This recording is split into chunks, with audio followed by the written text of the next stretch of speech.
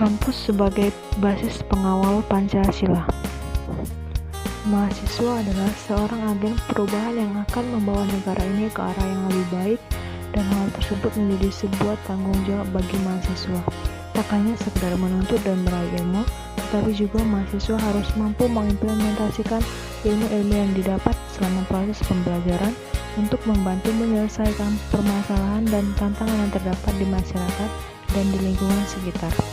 Kampus menjadi sarana penting dalam memutuskan tali radikalisme yang menyebar seiring dengan berkembangnya pemikiran setiap orang, khususnya di kalangan mahasiswa.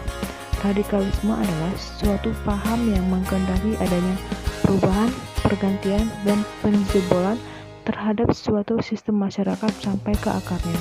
Pancasila merupakan ideologi bangsa yang cocok untuk diterapkan dalam penanganan beberapa paham yang menyimpang, tidak terkecuali radikalisme.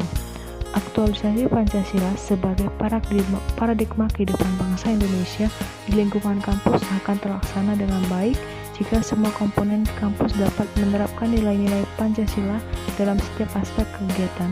Komponen itu meliputi mahasiswa, dosen, karyawan, dan birokrat kampus. Yang pertama, pentingnya pendidikan Pancasila bagi mahasiswa. Mengapa pendidikan Pancasila itu penting bagi mahasiswa? Yang pertama, banyak generasi muda yang bertindak sesuai dengan nilai Pancasila karena rendahnya kesadaran yang ada pada diri mereka. Oleh karena itu, diperlukan penanaman nilai-nilai Pancasila khususnya bagi mahasiswa. Kedua, adanya upaya mengidentikan ideologi Pancasila dengan ideologi lain. Maka dari itu, mahasiswa harus ditanamkan bahwa ideologi bangsa Indonesia adalah ideologi Pancasila, bukan yang lain. Ketiga, melemahnya pemahaman Pancasila di lingkungan kampus, sehingga diperlukan penguatan ideologi Pancasila dalam perguruan tinggi. 2. Peranan kampus sebagai basis pengawal Pancasila. Penanaman nilai Pancasila di kampus dapat dilakukan oleh mahasiswa, yaitu dengan cara yang pertama, implementasi sila pertama. Peranan kampus dalam menerapkan sila ketuhanan yang Maha Esa terlihat dari 1. Menyesuaikan jadwal perkuliahan dengan waktu ibadah. 2. Memulai dan mengakhiri perkuliahan dengan berdoa. 3. Membentuk organisasi atau unit kegiatan mahasiswa atau UKM kerohanian. Yang kedua, implementasi sila kedua.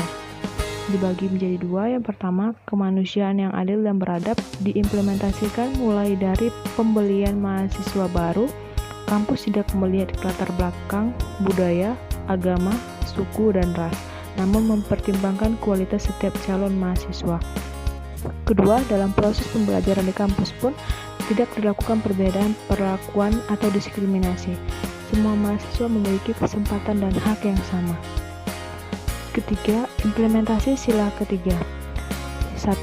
Untuk memupuk rasa persatuan di lingkungan kampus, maka perlu adanya pengenalan dan rasa saling menghargai antara mahasiswa dengan mahasiswa yang lainnya. Kedua, bentuk lain implementasi ketiga adalah pemberian hak dan perlakuan yang sama kepada setiap mahasiswa. Keempat, implementasi sila keempat.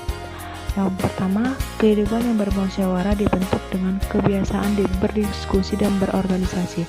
Contohnya, tersedianya organisasi seperti Badan Eksekutif Mahasiswa atau BEM dan HMPS lainnya.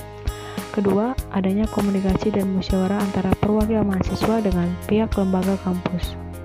Kelima, implementasi sila kelima. Sila kelima merupakan hasil dari seluruh implementasi dari keempat sila sebelumnya.